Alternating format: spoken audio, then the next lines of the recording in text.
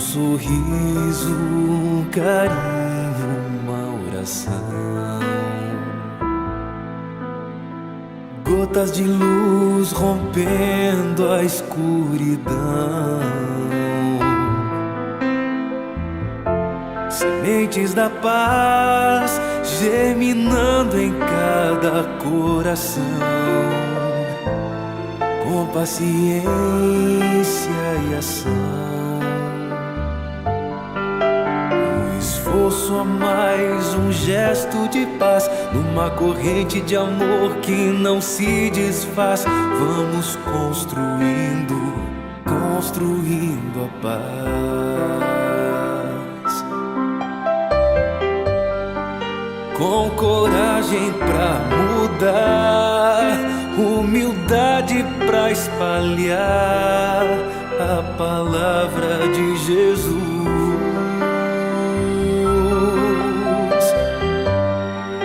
Inundando o coração, transbordando a emoção de estar mais perto de Deus.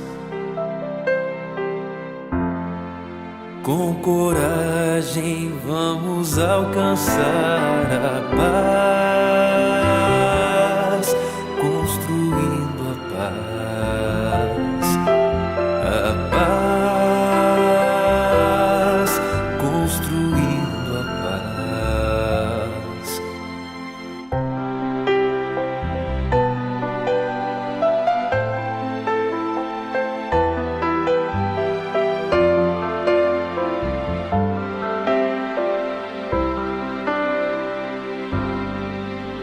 Sorriso, um carinho, uma oração.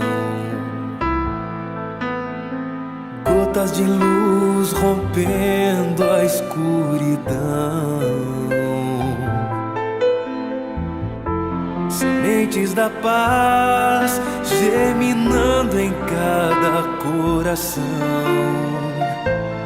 Com paciência e ação.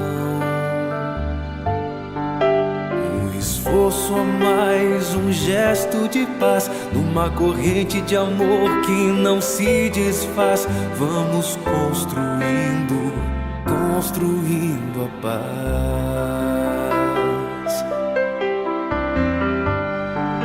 Com coragem pra mudar, humildade pra espalhar a palavra de Jesus.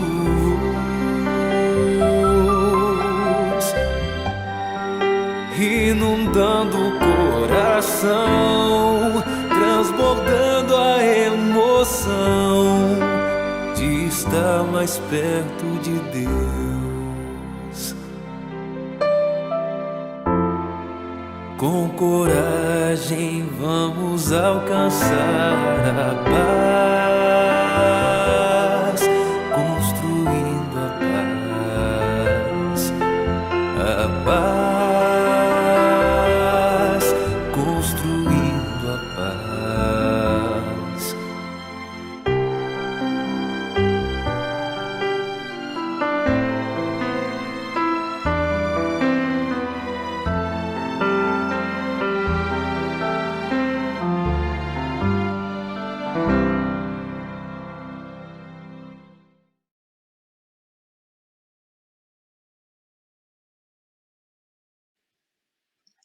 Boa noite, meus queridos, que estejamos todos envolvidos, abraçados no amor, na paz de Jesus. Gratos pela oportunidade do trabalho, pela oportunidade de estarmos, mesmo que online, mas unidos nessa mesma intenção de buscar nos esclarecer, de buscarmos entre amigos no estudo, o consolo que a doutrina espírita nos propõe. Para o trabalho desta noite, então, para a nossa roda de conversa, nós contamos com a Bruna na técnica, hoje daí com o Sandro, com a Lide e com a Ju Zangirolano. Então, pedindo que a Lide possa já deixar o seu boa noite, Lide. Boa noite, amigos da nossa roda de conversa. Boa noite, amigos que nos acompanham de dentro das suas casas, dos seus lares. Uma alegria, a gente começa mais um estudo do Evangelho segundo o Espiritismo e a gente está muito feliz de poder estar fazendo esse trabalho e da companhia de vocês. Ju. Boa noite a todos. É muito bom estar aqui na companhia de cada um de vocês. Como a Ju falou antes, estamos todos com o mesmo propósito aqui, de buscar nos esclarecer, e na certeza que estamos todos em boa companhia, sempre amparados pelos nossos guias, pelo querido e amado Mestre Jesus. Teremos uma boa noite de estudo, de reflexões e de aprendizado. Sandro. Boa noite, queridos colegas. Boa noite aos que nos ouvem. Estamos aí mais uma vez felizes, né, por poder aprender com o Evangelho do Cristo, com as indicações do Espiritismo, mas acima de tudo poder repassar isso, né? E hoje é um dos capítulos que nós vamos ver a importância que tem de querer o bem ou de fazer ao bem ao outro, né? Acima do nosso próprio interesse. E, de alguma forma, acreditamos que esse trabalho que a gente faz possa, de alguma maneira, ajudar ou contribuir, né, para que as vidas das pessoas se modifiquem para melhor, né? Então, que nós possamos atingir parte desse objetivo, pelo menos, né? Isso depende muito da vontade de cada um também, mas que nós possamos, de alguma forma, despertar essa vontade, né, de se transformar e melhorar devagar, né? Mas sempre. Boa noite, que tenhamos um bom trabalho. Obrigada, meus queridos. Então, rogando que os benfeitores amigos estejam conosco nesse trabalho, estejam em todos os lares, estejam com todas as famílias que nos ouvem nesse momento. Como o Sandro já adiantou um pouquinho, o capítulo 17, que é o que nós vamos estudar hoje, Sede Perfeitos. E começa o capítulo dizendo as características da perfeição. Amai os vossos inimigos, fazei o bem aos que vos odeiam, e orai pelos que vos perseguem e caluniam. Porque, se somente amardes os que vos amam, que recompensa tereis disso? Não fazem assim também os publicanos? Se saudardes unicamente os vossos irmãos, que fazei com isso mais que os outros? Os pagãos não fazem a mesma coisa? Sede, pois, vós outros perfeitos, como perfeito é o vosso Pai Celestial. Isto encontra-se no Evangelho de Mateus, capítulo 5, versículos 44, 46 a 48. Lide, depois desta passagem que está no Evangelho de Mateus, o que nos esclarece a doutrina espírita sobre as características da perfeição? Ju, naturalmente, quando Jesus diz, sede perfeitos, como perfeito é vosso Pai Celestial, ele não espera que a gente se iguale a Deus em sua perfeição. Não podemos, mas a gente não deve tomar essa frase ao pé da letra, e em si entender que as palavras tinham o sentido da nossa perfeição relativa. Essa sim, essa perfeição relativa que é possível para nós encarnados. E quando Jesus apresenta essa frase, ele pede que a gente imitemos Deus. Então, que a gente imite Deus em seu amor, em sua misericórdia, em sua justiça, e sabe que dentro de nós há o ser divino, somos filhos do Deus Pai Criador. Então, no nosso coração está a divindade. Essa busca dessa perfeição ela implica em nós amar os inimigos, amar os que nos odeiam, amar os que nos caluniam, os que nos perseguem. E isso porque a perfeição que Jesus fala só é atingida quando a gente tem o coração puro. Quando dentro do coração a gente não tem mágoa, ódio, ressentimento, e é isso que Jesus esperava. Essa perfeição que Deus espera de nós, que recomendada por Jesus, consiste na prática, e aqui está as características, Ju, que tu fala: amar aos nossos inimigos, fazer o bem aos que nos odeiam, orar pelos que nos perseguem. A essência dessa perfeição é a caridade. Quando a gente faz a caridade, a gente está praticando todas as virtudes. E isso é possível, muito possível para nós. Obrigado, Lide. E quando tu fala em caridade, né, Lide, ali, também no Evangelho vai dizer que a verdadeira caridade, os elementos dela são a benevolência, a indulgência, a abnegação, o devotamento, né? Então, tudo isso junto forma a verdadeira caridade. Ju, quais as principais características que podemos identificar na conduta do homem de bem? Ju, a forma com que os espíritos nos trouxeram nesse item, no Evangelho segundo o Espiritismo, já no início dele, muito resumido, mas é muito clara, é muito perfeita, eu gostaria de pedir a permissão para mim ler. Eles disseram assim, que o verdadeiro homem de bem é aquele que pratica a lei de justiça, de amor e de caridade em sua maior pureza.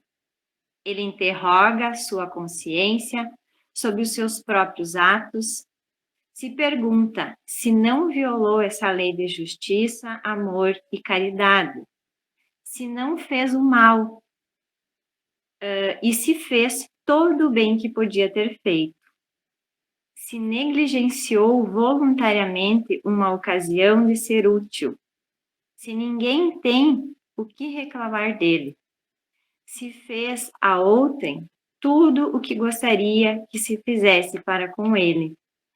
E daí eles continuam esmiuçando esses detalhes, nos trazendo exemplos na nossa rotina de como devemos ser para chegarmos a sermos verdadeiros homens de bem.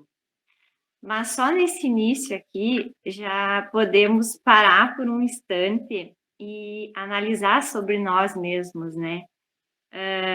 Que ainda carregamos assim tantas imperfeições. E na nossa rotina presenciamos situações em que julgamos, em que agimos com orgulho, em que somos individualistas, achando que as nossas necessidades são prioridades, todas elas, e deixamos de analisar o nosso próximo, as condições que tem ao nosso redor. Então, a gente é fácil perceber que falta bastante ainda para a gente ser esse verdadeiro homem de bem, mas todos nós precisamos nos dedicar diariamente a fazer essa análise desde o início do nosso amanhecer até a hora em que a gente vai se deitar, de como está sendo a nossa conduta moral e a nossa conduta cristã diante de todos os nossos irmãos.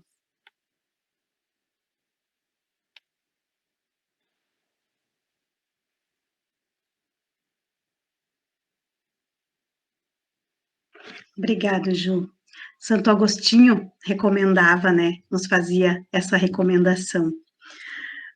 Sandro, de acordo com isso que as gurias trouxeram, o Espiritismo, ele cria alguma moral nova ou ele se baseia na prática da moral do Cristo?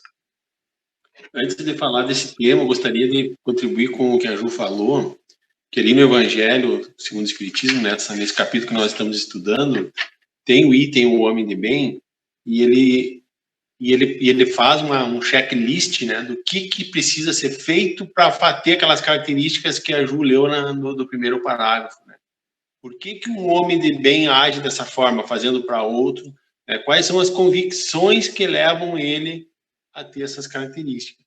E o Espiritismo, agora entrando na pergunta que você me fez, se tem uma moral nova, o Espiritismo não criou nenhuma moral nova. Na verdade, o Espiritismo vem para aquele que puder viver o Espiritismo de forma plena, justamente conseguir ser esse homem de bem. O Espiritismo traz o manual de como fazer esse checklist ali daquelas características que nos colocariam em disposição a sermos um homem de bem. E ele faz com que a gente tenha mais entendimento da moral do Cristo. Vivendo o cristianismo redivivo, aquele que lá do começo, com toda a essência de amor, e fugindo de muitas dogmas que foram colocados no decorrer desse processo, desde que Jesus esteve por aqui, e que confundiu muito a cabeça de muitos. Mas o que acontece com o Espiritismo? Por que ele ainda não é mais abrangente? Por que ele ainda não tocou a mais pessoas? Porque muitos se ligam ao Espiritismo pelas manifestações espirituais, pela comunicação, querem saber como é que é o outro lado e tal, e não nas consequências e no alcance moral que o Espiritismo tem, que é a verdadeira proposta do Espiritismo. O Espiritismo também tirou o véu, desse intercâmbio encarnados e desencarnados, mas a principal característica dele é o potencial moral, de transformação moral que ele tem. E aí poderia se perguntar assim, isso acontece por quê? Porque falta precisão, falta acuidade na doutrina espírita? Não é isso, porque qualquer um tem acesso, porque é uma doutrina clara, é uma doutrina acessível a todos. Inclusive, não tem aqui os livros para os mestres e os livros para os estudantes. A obra está disponível para todos, não existem segredos, ou peças misteriosas que pertençam só a parte daqueles que estudam e não a outras. É algo que está livre para todo mundo, não há segredo para ninguém. E aí se pergunta também, precisaria muita inteligência para entender o que o Espiritismo está tentando nos trazer, como o cristianismo redivivo, Não é preciso inteligência especial. Inclusive, há grandes personalidades inteligentíssimas que não conseguem entender esse apelo moral do Espiritismo. E há inteligências primitivas que já acolhem de imediato. Porque, normalmente, essas inteligências primorosas estão muito ligadas aos fatos materiais, à ciência, enfim, à tecnologia, a método científico, que precisam ter um esclarecimento ao olho.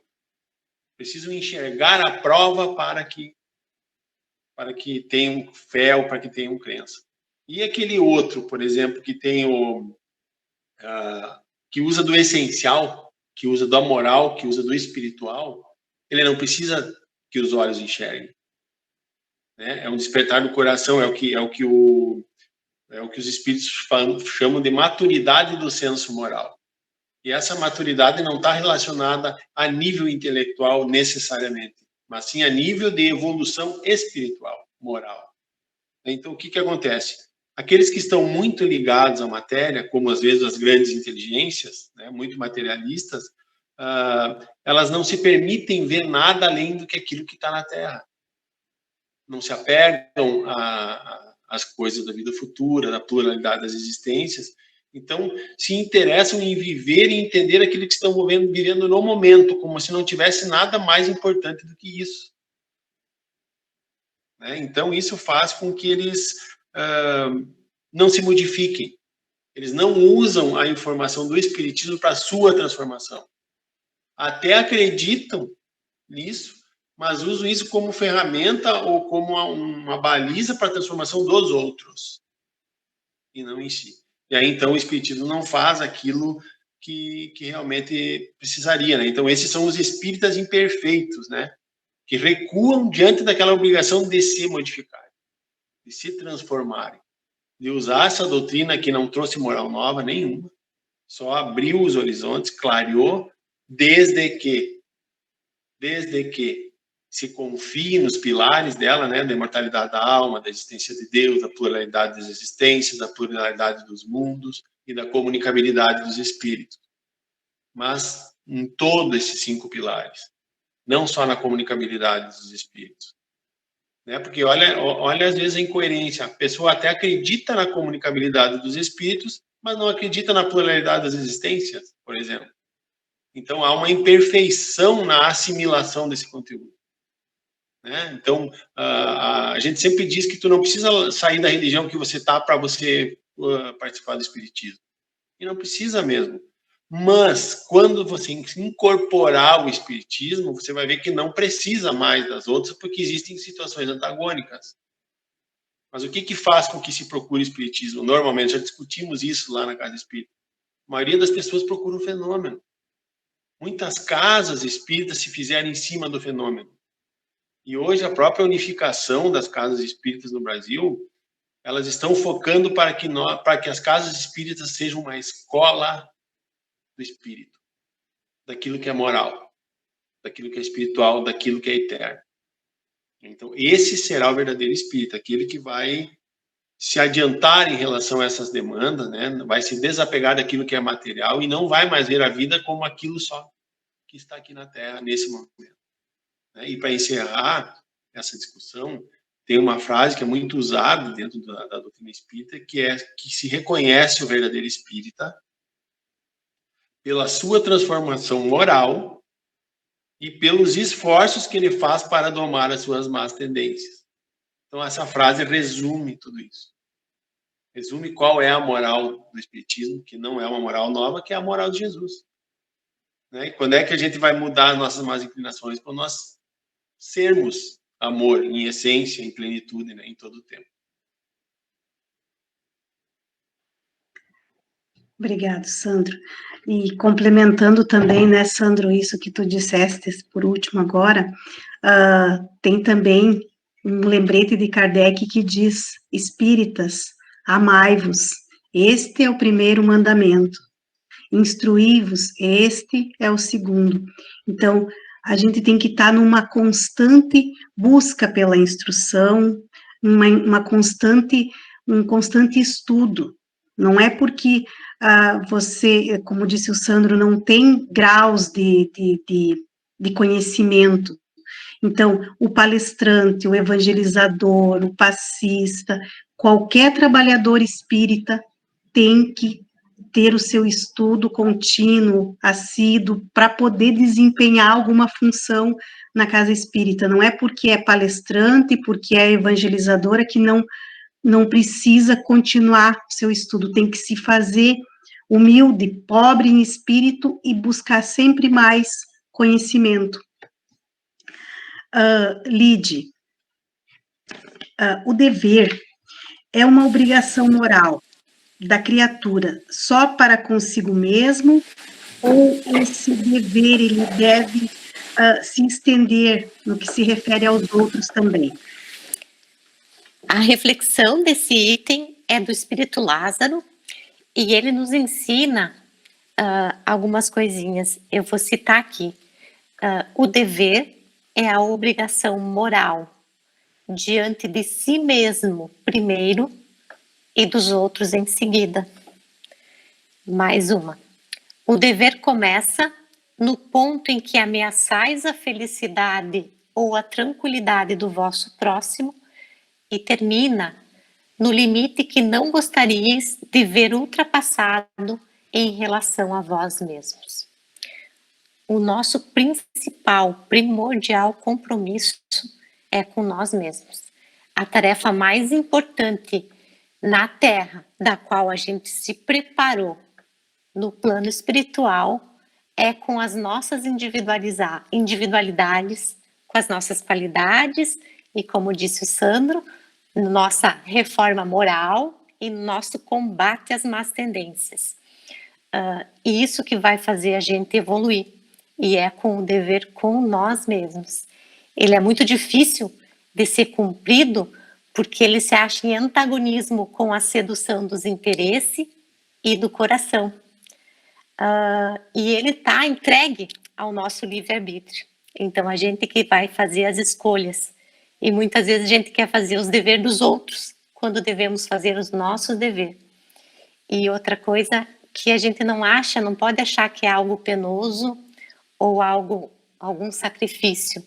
O dever nos livra dos males da vida, deixa a nossa alma com vigor, nosso espírito pronto para as adversidades.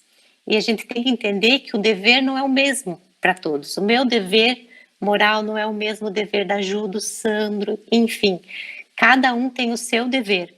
E conforme a condição espiritual, a evolução desse espírito, é que o dever vai se aprofundando. Então, quanto mais conhecimento, mais inteligente, aumenta o dever que o homem tem com ele mesmo, com os outros e perante Deus. Obrigado, Lide.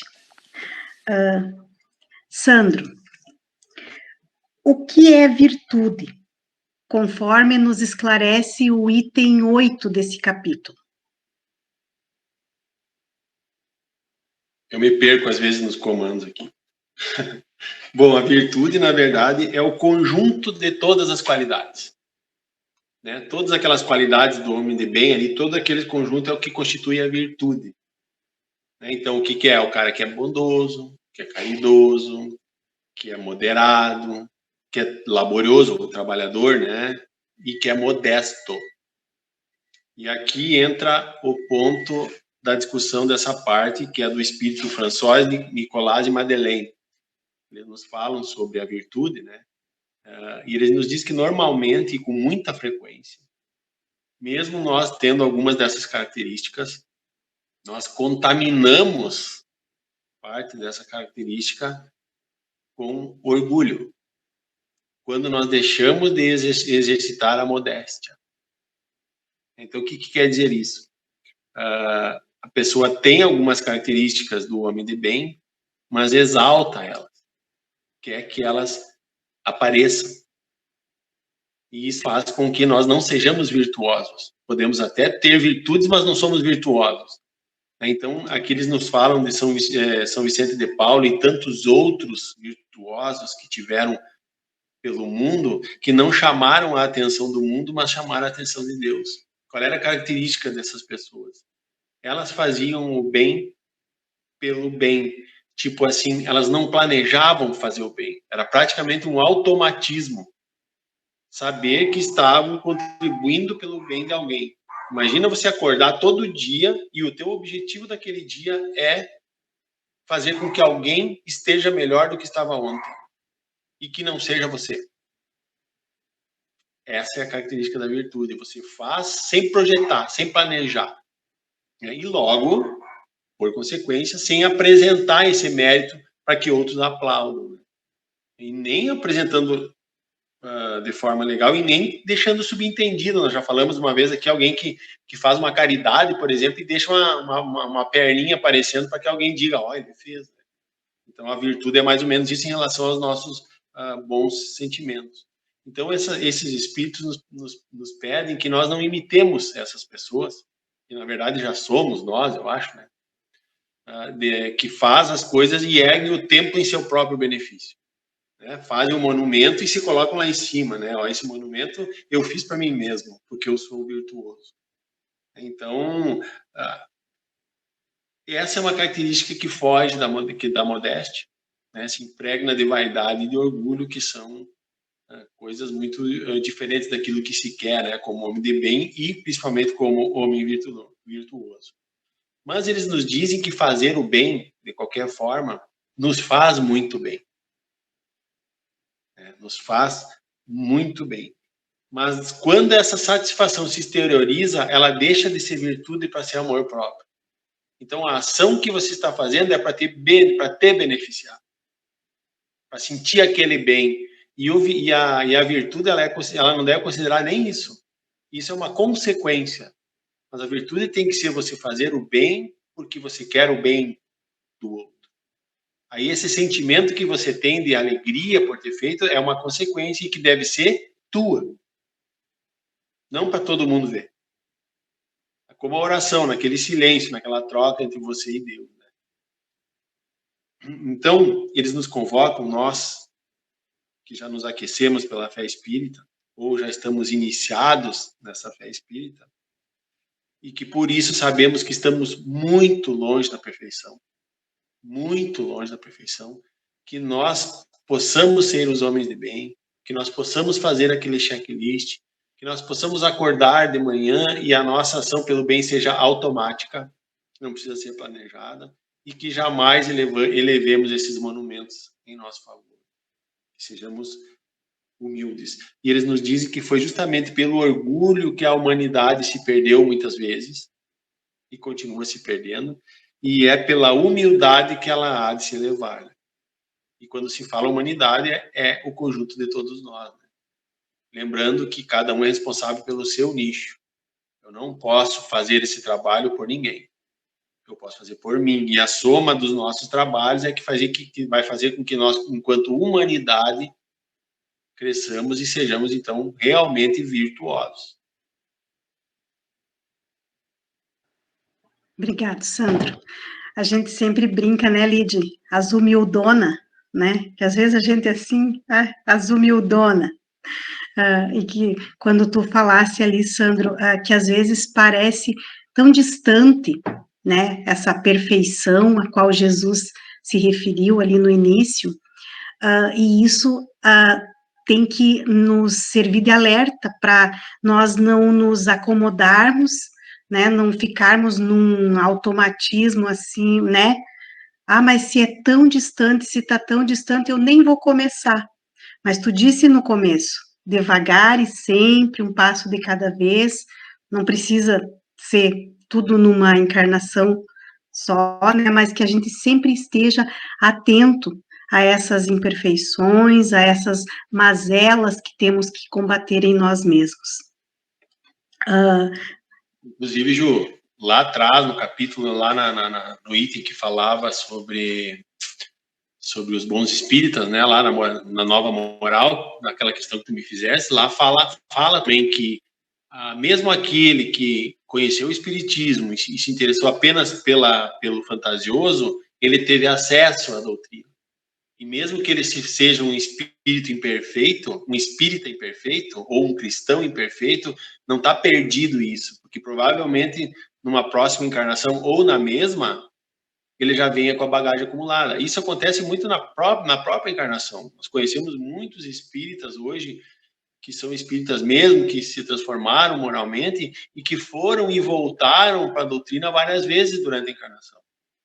Começaram cedo, não se adaptaram, acharam que a doutrina estava cobrando demais, depois vieram numa vida intermediária, também não se adaptaram, depois com a idade um pouco mais avançada, até pela sabedoria que a velhice promove, né, que o Durgante fala tanto bem sobre isso, né, conseguiram perceber a real importância, né, ou algum percalço no caminho, alguma dor fora do padrão que elevou a consciência e fez buscar lá nos primórdios da consciência, opa, mas eu já vi alguma coisa sobre isso.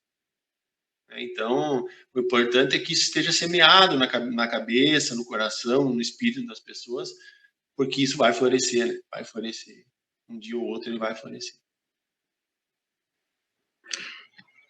E é sempre comum, né, Sandro, isso que tu trouxe, porque enquanto nos grupos de estudo, lá na casa mesmo, a gente, conversando com os irmãos, com os colegas, mas em tal época da minha vida me foi apresentado, mas eu não, naquela época eu não dei muita atenção, e vai que vem chegando de um jeito ou de outro, até que a gente desperta para essa realidade.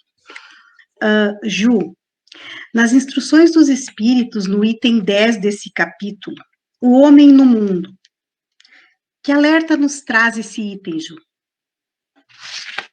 Ele fala, Ju, sobre a importância da interação do homem no mundo e não a fuga do homem nesse processo de interação. E a gente já viu em outros estudos do quanto é necessária a nossa vida em sociedade. Mesmo diante das situações que a gente presencia e que possam nos desanimar, como em toda parte existe o sofrimento, a dor, né, as mazelas, a desonestidade, que podem nos dar a vontade de repente, nos desvincular, nos apartar, fechar os nossos olhos, tampar os nossos ouvidos, para que não percebamos nada disso, para que tudo que acontece ao redor fique, digamos que, despercebido, o mínimo que a gente pode fazer é começar a mudar o pensamento aí. Não tentar se afastar na ideia de que estaremos promovendo a paz, mantendo a paz interior ou o equilíbrio emocional. Bem pelo contrário.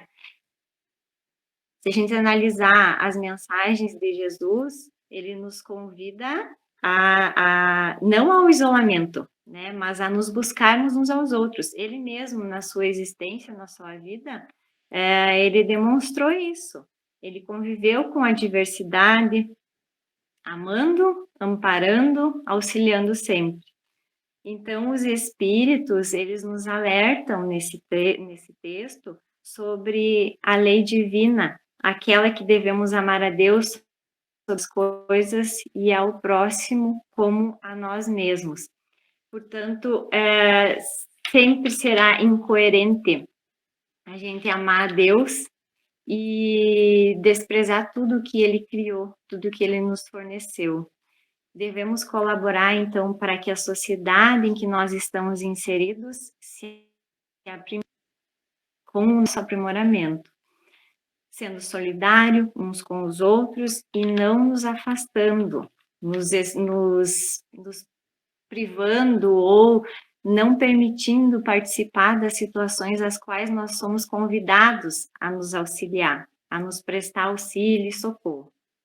Deus, Jesus e toda uma falange de espíritos, né, amigos e tão bem instruídos, nos trazem ensinamentos e estão disponíveis a todos nós para que possam nos auxiliar a compreender e desenvolver esse papel que cada um de nós tem no mundo. Sobre esse tema, então, eu separei um trechinho que eu vi em uma mensagem do Momento Espírita, que fala sobre, então, o homem no mundo. Diz assim: a paz pressupõe a consciência tranquila pelo dever bem cumprido. Nosso dever é evidenciado pela vida ao nos colocar em determinado contexto familiar e social. Conquistamos nosso aprimoramento e a paz vivendo nesse ambiente de forma nobre e pura. A tarefa do Cristo não é fugir do mundo, mas abandonar as ilusões. O céu não é um local, mas um estado de consciência em harmonia com as leis divinas. Como a lei divina resume-se no amor, ninguém conquista o paraíso ignorando o sofrimento alheio. Devemos viver com sabedoria para construirmos um mundo melhor. Essa é a nossa missão. Essa é a missão do homem no mundo.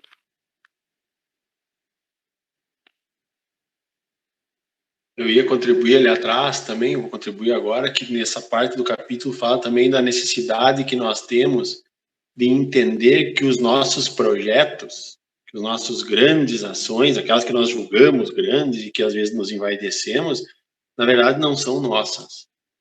Nós somos os instrumentos de formalização desse projeto. E ele nos convoca, nesse capítulo do Homem de Bem, a que nós tenhamos essa conexão com Deus. Quando a gente tem essa capacidade de ser um bom homem no mundo, de fazer tudo isso que a Ju falou aí, de participar, de acolher, de estar presente, mas sempre lembrando que nós somos instrumentos. Nós não somos a mola propulsora, nós somos instrumentos para fazer algo que é muito maior do que nós. Então, e isso faz com que nós percebamos que o valor está no conjunto. Deus como Criador, nós como instrumentos dele. E isso faz com que nós possamos desenvolver mais a nossa humildade também, se pensarmos assim, que podemos ser úteis, mas como elementos intermediários nesse processo, né? E não idealizadores de fato de toda essa virtude.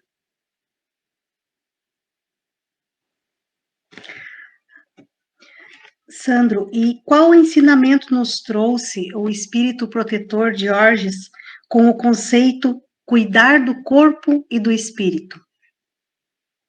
Ele começa com uma pergunta, né? Que ele pergunta se a perfeição moral consistia em maceração do corpo, né? Em judiar do corpo, diminuir o corpo para que a alma se eleve. Né? Aí ele mesmo diz que o corpo é que vai te dar as alternativas de saúde ou de doença. E essas alternativas de saúde e doença vão interferir diretamente na capacidade de expressão da alma ou do espírito. Como ela está cativa nesse corpo, ela vai poder gozar da liberdade, das habilidades, se o corpo estiver são. Ou, melhor, se o corpo estiver são. Porque tem corpos que já encarnam impossibilitados e a alma tem um aprendizado fantástico dentro desse corpo. Inclusive, até muito maior, às vezes, do que um corpo. Mas aqui está falando da responsabilidade sobre o corpo. Então, nós somos responsáveis, porque um corpo sadio gera mais possibilidades da alma se manifestar, né, dentro das suas virtudes e das suas capacidades. Então, ele chama aqui duas teorias. É a teoria dos ascetas, que é aqueles que abatem o corpo, que o corpo seria desnecessário para a evolução do espírito, né? E tem a teoria dos materialistas, que abate a alma, ou seja, a alma não tem importância, que são aqueles que se apegam só aos prazeres do corpo mesmo. E aí tem uma terceira classe, que é dos indiferentes, que é aqueles que não pensam muito sobre nada, que não amam muito, com muita força, nem com pouca força, não usufruem nem com muita vontade, é os mornos, né? Os mornos, né? E aí ele pergunta, aonde que está a sabedoria? Elevar o corpo? Elevar a alma? Ou ser morno? Aí ele diz que em nenhuma há sabedoria. Aí então ele propõe o espiritismo, que vem e traz a grande necessidade que tem dessa união de corpo e alma. O corpo é um instrumento que a alma usa nessa encarnação para exercitar aquilo que ela aprendeu enquanto em erraticidade. Então é como nós vamos para o plano espiritual, para a escola, aí depois nós encarnamos para o trabalho da escola. Mais ou menos é assim, né? Daí depois nós saímos do trabalho, voltamos para a escola, para um nível superior de aprendizado, depois voltamos de novo para trabalhar aqui. E esse trabalho exige que o corpo esteja bem, né? Lembro no estudo domingo, né? Nós usamos o exemplo que é assim, nós temos uma encarnação que ela é projetada como um carro com o tanque cheio. Então o carro veio com aquele tanque para ele fazer 1000 quilômetros, que é o nosso período encarnatório. Aí, pelo nosso mau uso desse carro, que é o corpo, nós jogamos eles em cima dos pedregais. E aí nós furamos o tanque desse carro. Furamos o tanque. E aí, em vez desse carro fazer 1000 quilômetros, ele vai apagar nos 800. Nós ficamos com uma dívida encarnatória de 200 quilômetros. Né? Então, a nossa responsabilidade sobre o corpo é a mesma sobre esse carro. Nós não podemos botar ele nas pedras para que ele fure o tanque. É importante que nós cuidemos disso. E outra, vamos falar em macerar o corpo. Aquele que judia do corpo ou diminui o corpo, por isso ele se faz mais caridoso, ele se faz mais amoroso, ele se faz mais humilde? Não. Então, por onde que nós evoluímos? Pelo ensinamento que nós damos para o espírito. E o corpo é fundamental para isso, para que o espírito aprenda como fazer aquilo que ele aprendeu enquanto em erraticidade, enquanto na escola. Então, é isso aí, que nós possamos dar condições para que o espírito cresça, que é o nosso patrimônio imperecível, mas que o corpo seja um instrumento de manifestação desse espírito. Então, cuidemos de tudo com equilíbrio. Obrigado, Sandro. E convidando, é claro, os irmãos que quiserem se aprofundar mais, né, na doutrina espírita, nesses pilares que o Sandro nos trouxe, que é todo um conjunto de esclarecimentos, de ensinamentos, que nos dão subsídio, suporte, para nós aprendermos, né, a conduta tanto do homem de bem, a como nós devemos atuar como instrumentos de Deus no mundo, em sociedade, na nossa família, conosco mesmo. Então, o convite que fica é que, aos domingos, às 20 horas, a gente tem o nosso grupo de estudos. Também tem as obras básicas disponíveis a quem tiver interesse, pode estar procurando um dos trabalhadores, que será orientado. E o convite que fica é para que sempre estejamos, como o Sandro trouxe também no começo, sempre a caminho, sempre em movimento, buscando essa nossa elevação moral, espiritual, nunca nos estagnando, nunca nos deixando levar pela ociosidade. Gratidão pela oportunidade de estar entre irmãos, buscando esses esclarecimentos, e estando com vocês, que nos dão essa oportunidade de adentrarmos em vossos lares, aonde vocês estejam, para juntos trazermos o Evangelho do Cristo, à luz do que a doutrina espírita nos propõe. Então, para que deixem o seu boa noite, eu começo pela Lide. Vou trazer uma mensagem rapidinho do Espírito Emmanuel, que se chama Bondade, que está na Revista Reformador de 1957, para acalmar os ânimos e dar um norte aos irmãos, amigos, sobre o tema de hoje. Antes de cogitar a colheita, atendamos a sementeira. Iniciemos a perfeição de amanhã com a bondade de hoje. Era isso. Uma boa noite a todos. Uma semana cheia de luz e amor. Que Jesus abrace e proteja todos vocês. Obrigado, Lide. Obrigado, Emmanuel, que nos trouxe, né, essa mensagem. Ju. Como é importante a gente se perceber como instrumento, né? Nossa, só tenho a agradecer a colaboração de vocês para minha compreensão através dos ensinamentos trazidos na doutrina dos Espíritos, que possamos ser esses instrumentos hoje, quem sabe, semeando para que amanhã possamos um dia ver a colheita tão bondosa, tão amorosa, que todos nós necessitamos. Então, agradeço imensamente mais uma vez a companhia de cada um, por permitirem que a gente entre nos lares de vocês, e um abraço fraterno, que a paz e o amor de Jesus permaneçam em cada um. Sandro. Nesse capítulo também, que a gente não citou, mas tem a parábola do semeador. E a Lide falou muito bem sobre semear, a Ju também. E a parábola do semeador, ela nos apresenta onde nós não somos os semeadores, onde nós somos o canteiro. Então, a semeadura ela tem dois aspectos. Você semeando, mas nós podemos também ser o canteiro da semeadura de alguém, ou da própria vida, da própria encarnação. E nessa parábola, eles nos apresentam a semente no caminho, a semente na pedra, a semente no espinheiro e a semente na terra fértil. O nosso objetivo para sermos perfeitos é que sejamos o canteiro da terra fértil.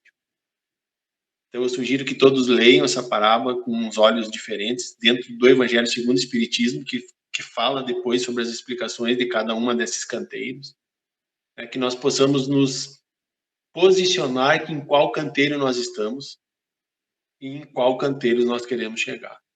Então, vai ficar um dever de casa aqui agora, né?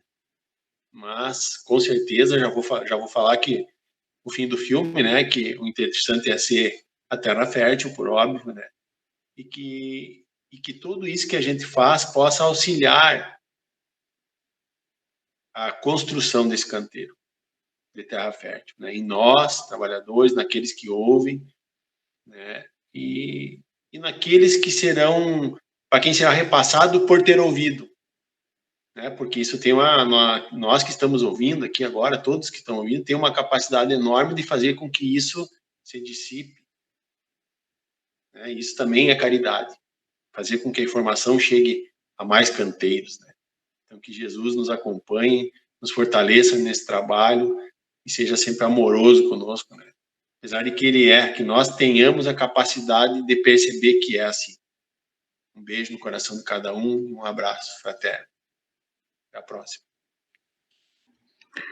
Bem, meus queridos, a Bruna também está escondidinha, mas deixa o seu boa noite e o seu abraço a todos. Que possamos, então, seguir amparados pelos benfeitores amigos e envolvidos na paz, no amor que Jesus nos apresenta e nos propõe. Que assim seja. Boa noite.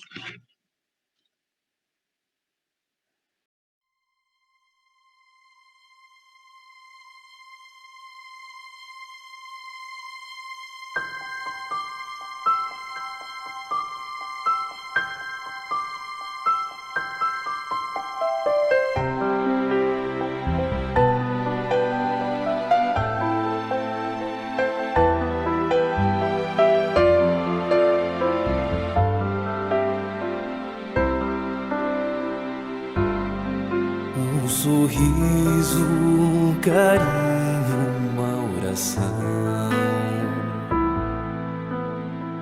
Gotas de luz rompendo a escuridão.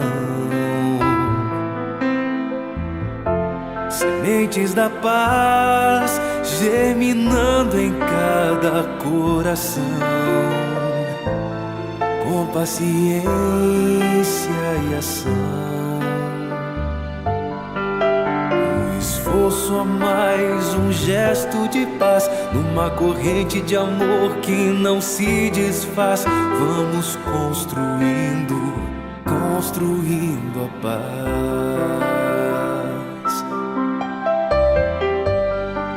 Com coragem pra mudar, humildade pra espalhar a palavra de Jesus.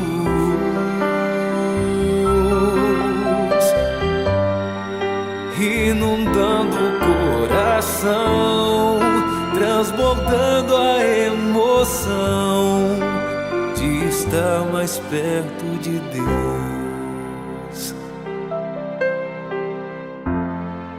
Com coragem vamos alcançar a paz, construindo a paz, a paz.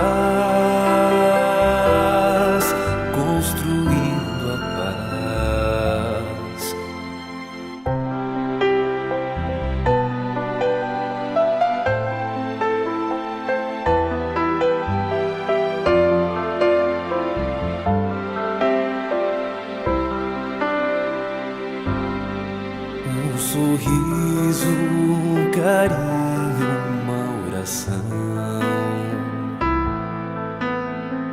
Gotas de luz rompendo a escuridão. Sementes da paz germinando em cada coração. Com paciência e ação. Esforço a mais, um gesto de paz, numa corrente de amor que não se desfaz. Vamos construindo, construindo a paz. Com coragem pra mudar, humildade pra espalhar a palavra de Jesus.